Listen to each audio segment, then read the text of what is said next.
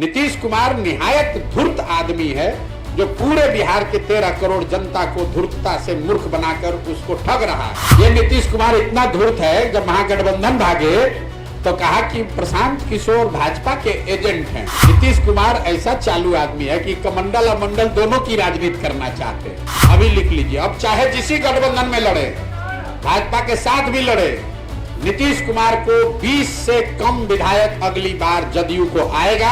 आज जितने हमारे मुसलमान भाई हैं, भाजपा विरोधी जो लोग हैं बिहार में, उनको इसका चेहरा पहचानना चाहिए कि आदमी कितना बड़ा धोखेबाज है। किसी अपने पार्टी के दलित महादलित साथी को फाइनेंस मिनिस्टर बना दें, शिक्षा मंत्री बना दें, हम देखते हैं। अगर चुनौती दे रहे हैं, अगर बना दे तो मान जाएंगे। मैं दावे के साथ कैमरे पर कह रहा हूं कि अगर किसी एक नेता के खिलाफ सबसे ज्यादा गुस्सा बिहार में है तो वो है नीतीश कुमार। आप किसी भी वर्ग से बात कीजिए, किसी सामान्य नेता से, पब्लिक से, उनके अपने सपोर्टर, वोटर और पार्टी के नेताओं से बात कीजिए, हर आदमी नीतीश कुमार के लिए आज अपशब्द और गलत बात कह रहा है। और ये ऐसा मत समझिए कि बिहार की जनता समझती नहीं है। यही नीतीश कुमार हैं, 2010 में इनके नाम और चेहरे पर बिहार की जनता ने 206 विधायक जिताया था। आज यही नीतीश कुमार हैं जिनकी दशा यह है कि 40-42 को विधायक जीता हुआ है, और एमपी के चुनाव में हारने के डर से यह आदमी फिर भागकर भाजपा के शरण में गया है कि अगर मोदी जी भाजपा का सहारा नहीं रहा तो खाता नहीं खुलेगा।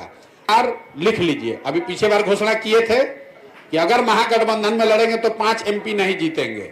अभी लिख लीजिए, अब चाहे जिसी गठबंधन में लड़े, भाजपा के साथ भी लड़े, नीतीश कुमार को 20 से कम विधायक अगली बार जदयू को आएगा।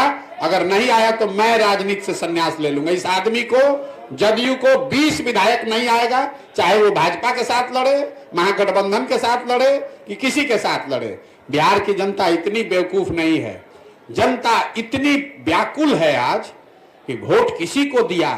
ये आदमी पलट पलट के, आप समझिए जनता आज कितना असहाय फील कर रही है, वोट किसी के नाम पर लिया। ये आदमी अपने आप को इतना चतुर समझता है। ये चतुर नहीं है, धूर्त है। नीतीश कुमार निहायत धूर्त आदमी है जो पूरे बिहार के 13 करोड़ जनता को धूर्तता से मूर्ख बनाकर उसको ठग रहा है। और इसका पूरा सूद समेत हिसाब जनता अगले चुनाव में करेगी। लोकसभा और खाली छोड़ दीजिए, सरकार गिराने में हम बोले थे कि जाके उधर पलट जाओ। ये नीतीश कुमार इतना धूर्त है, जब महागठबंधन भागे तो कहा कि प्रशांत किशोर भाजपा के एजेंट हैं।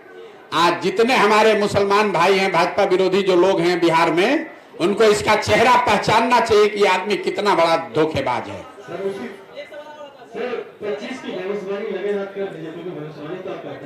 भविष्यवाणी नहीं करते हैं ये तो आप जानते हैं कि प्रशांत किशोर भविष्यवाणी नहीं करता है। सुनिए मेरी बात, मैंने जीवन में सिर्फ एक बार, बिहार आने से पहले सिर्फ एक बार भविष्यवाणी की थी, बंगाल के चुनाव को लेकर। जब पूरे देश के लोगों ने कहा कि भाजपा को 200 सीट आएगा, तो हमने कहा कि इनको 100 नहीं आएगा और 100 से ज्यादा आएगा तो संन्यास ले लेंगे। भाजपा को आया 77। मैंने बिहार में आकर दूसरी घोषणा की कि नीतीश कुमार महागठबंधन में नहीं टिकने वाला, अगर टिक के लड़ेगा तो 5 एमपी नहीं आएगा। महागठबंधन से पहले छोड़कर भाग गए, 2 तो ठीक हो गया।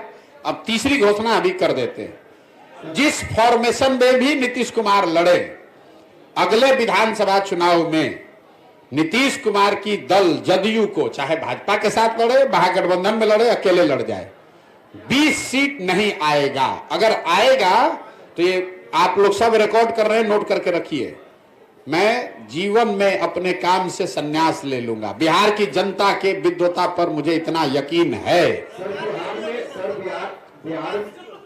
फिर भाई हम जितना घोषणा कर रहे हैं उतने सुनो। इसलिए उसको 20 से कम सीट आएगा नीतीश कुमार को, क्योंकि जनता ये सुनिश्चित करना चाहती है कि नीतीश कुमार को इतना कम सीट दो कि कोई गणित लगा के ये आदमी फिर से मुख्यमंत्री न बन जाए। बिहार में जो जातीय जनगणना हुई है, बिहार वासियों को कितना इससे क्षति भरना पड़ेगा, और क्या आप इसे सही मान रहे हैं गलत? देखिए नीतीश कुमार, लोग कोई कहता है कि भाजपा जात धर्म का, कमंडल का राजनीति करता है, ये मंडल की राजनीति करते हैं। नीतीश कुमार ऐसा चालू आदमी है कि कमंडल और मंडल दोनों की राजनीति करना चाहते हैं। इनको कोई फायदा नहीं होगा।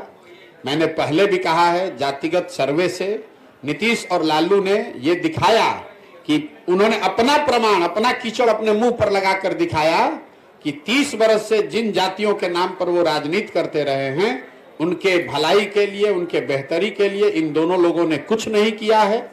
अगर उनकी हकमारी हुई है, जो कि आंकड़ों में दिख रहा है, इन्हीं के आंकड़ों में दिख रहा है, तो हकमारी किसने की है? पिछले 32 साल से तो लालू और नीतीश ही सत्ता में हैं।